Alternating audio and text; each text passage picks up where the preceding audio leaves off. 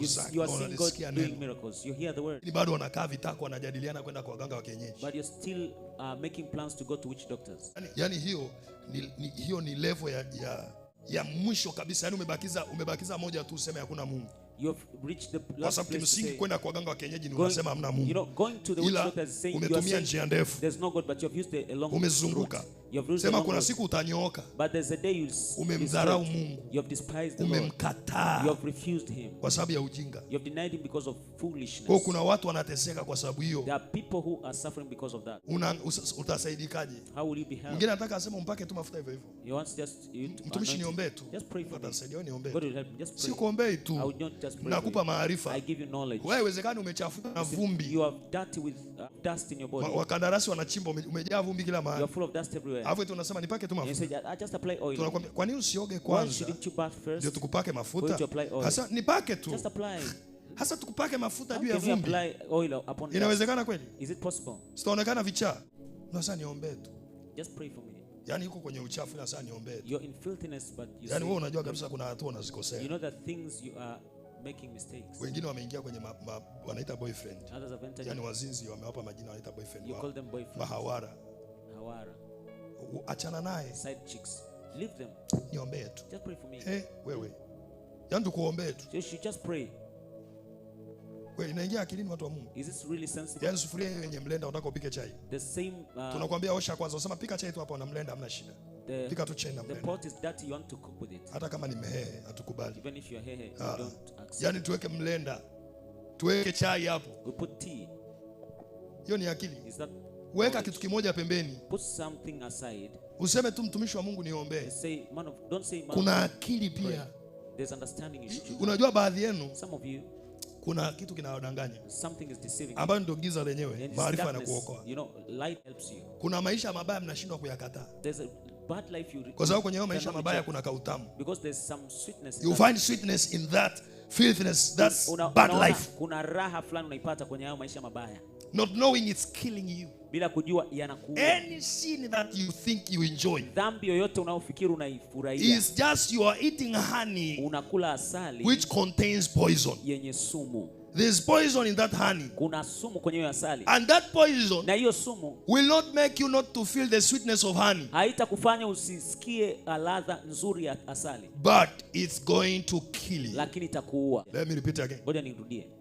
Some of you, baadhi yenu, the kind of life you live, aina ya maisha unayoishi, the kind of things you do, aina ya vitu unavyofanya, the kinds of people you are accompanying with them, aina ya watu unaotembea nao, and they are leading you to a wrong path, wanakuongoza kwenye njia mbaya, to things that are not pleasing in the heart of God, vitu visivyompendeza Mungu, things which you are not supposed to do as a child of God, vitu ambavyo hupaswi kufanya kama mwana wa Mungu. But because lakini kwa sababu in those things, kwenye hivyo vitu, because there are sweet things, lakini kwa sababu kuna utamu fulani, you keep staying and unaendelea kubaki na unavifanya, not knowing, bila kujua, is like you are taking honey, ni kana kwamba unachukua asali, which contains poison, yenye sumu. And that poison na hiyo sumu doesn't make you not to feel the sweetness of the honey. Haikufanya usisikie utamu wa asali. But it will surely kill lakini uhakika itakuua. The Bible says, Biblia inasema in Hebrew chapter 11, Waebrania 11 verse 24, 24, by faith Moses, kwa imani Musa, when he was come to years, alipokuwa mtu mzima, refused to be called the son of Pharaoh's daughter. Kuitwa mwana wa binti Farao. Listen very carefully here. Kwa makini. Choosing rather to suffer affliction akichagua kupata mateso of God pamoja na watu wa Mungu than to enjoy the pleasures of sin for a season. Kuliko kujifurahisha katika dhambi kwa kitambo. There are pleasures in sin. Kuna raha katika dhambi. But these are seasonal things. Lakini ni vitu vya kitambo. There are pleasures in sin. Kuna raha katika dhambi. They are seasonal. Lakini ni za muda mfupi. The Bible says, Biblia inasema, Musa, he refused to be called his daughter. Mwana wa binti Farao. Remember, Pharaoh is a king. Kumbuka Farao ni mfalme. So he refused to be a grandchild of a king. Alikataa kuwa mjukuu wa mfalme. There in the palace, hapo kwenye, he was honored as a grandchild of a king. Aliheshimiwa kama mjukuu wa Farao. He refused to live in the palace. Alikataa kuishi kwenye jumba la ufalme.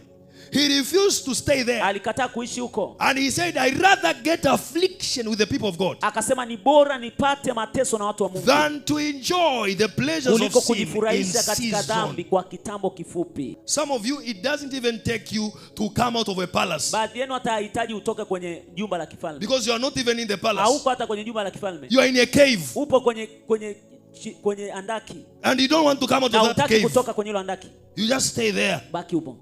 because you think it's better being there, Kwa sababu not unafikiri knowing bora kukaa the hapo. things you're enjoying a season and you're Hujui killing kwamba yourself. vitu unavyofurahia ni vya kitambo kifupi na You unajiua. better suffer affliction Ni with the people bora of God. uteseke na watu wa Mungu. Hallelujah. Haleluya. You better sleep without food, Ni bora ulale na njaa but having God, lakini una Mungu. rather than eating and Kuliko being full ushibe uvimbiwe without God. bila Mungu. Are you listening? Tuko pamoja? Read the Bible says Soma Biblia inasema in Psalms 84. Zaburi 84. It says, for a day in thy court is better than 1,000. Hakika siku moja katika nyua zako ni bora kuliko siku 1000. I had rather be a doorkeeper in the house of my God Ningependa kuwa bawabu nyumbani mwa Mungu than wangu to dwell in the tents of wickedness. kuliko kukaa katika hema za uovu. You better be a doorkeeper in the presence of Ni God bora uwe mlinzi kwenye uwepo wa than Mungu being a king in wickedness. kuliko uwe mfalme kwenye uovu. That's the meaning. Yaani maana yake ndio You hiyo. better being a Ni gatekeeper bora uwe mlinzi in the presence of God kwenye uwepo wa Mungu rather than being a king kuliko kuwa mfalme without the presence. bila uwepo. This is the man who knows Huyu ni God. mtu anayemjua Mungu. The Bible says, Biblia inasema when Moses came to Musa years, alipokuwa mtu he mzima, takes maturity inahitaji utu uzima to reject something. kukataa baadhi ya vitu. It takes maturity to Inahitaji refuse. utu uzima kukataa. It takes maturity to Inahitaji refuse. ukomavu kukataa. To reject something. Kukataa baadhi ya vitu. When you will mature, Siku utakapokomaa you know how to refuse, utajua jinsi ya kukataa. how to reject. Jinsi ya kukataa. To be called a Pharaoh daughter's son, Kuitwa mwana wa binti Farao, and you will choose to get affliction utachagua with kupata the people of God. mateso na watu wa Mungu. Maturity. Utu uzima.